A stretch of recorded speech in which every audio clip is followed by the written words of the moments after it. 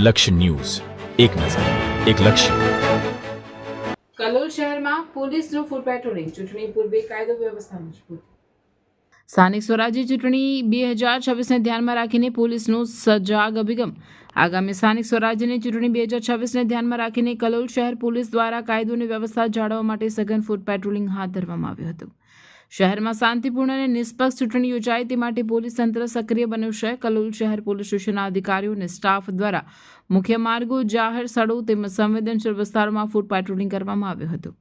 આ દરમિયાન લોકો સાથે સીધી વાતચીત કરી કાયદો અને વ્યવસ્થા જાળવવામાં સહકાર આપવા અપીલ કરવામાં આવી હતી. પોલીસ દ્વારા ખાસ કરીને ભીડભાડવાળા વિસ્તારો, બજાર વિસ્તારો અને મતદાન કેન્દ્રોની આસપાસ સતત નજર રાખવામાં આવી રહી છે. ઉપરાંત અસામાજિક તત્વો પર કડક નજર રાખવા માટે પણ સૂચનાઓ આપવામાં આવી છે. પોલીસ અધિકારીઓએ જણાવ્યું હતું કે ચૂંટણી દરમિયાન કોઈપણ પ્રકારની અણધારી પરિસ્થિતિ સર્જાય નહીં તે માટે પૂરતી વ્યવસ્થા ગોઠવવામાં આવી છે. જરૂર જણાય ત્યાં વધારાની પોલીસ ફોર્સ તૈનાત કરવામાં આવશે. શહેરમાં શાંતિ અને સલામતી જળવાઈ રહે તે માટે નાગરિકોને પણ સાવચેત રહેવા અને કોઈપણ શંકાસ્પદ પ્રવૃત્તિ અંગે તાત્કાલિક પોલીસને જાણ કરવા અપીલ કરવામાં આવી છે. લક્ષ્ય ન્યૂઝ, સંજય નાયક.